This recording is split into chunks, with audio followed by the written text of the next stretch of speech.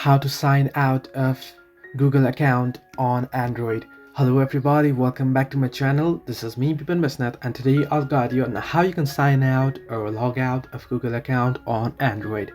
Now the process itself is quite simple and easy, so let me guide you through. You can simply head into your device settings on your Android device. Once on the settings, what you can do is if you scroll down below under settings, you'll be able to see accounts and backup option, and you can see Google option.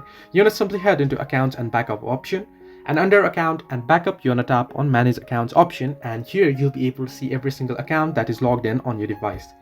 Simply select the particular Google account that you wish to log out, tap on it, and once you tap on it, at the bottom you can see remove account option.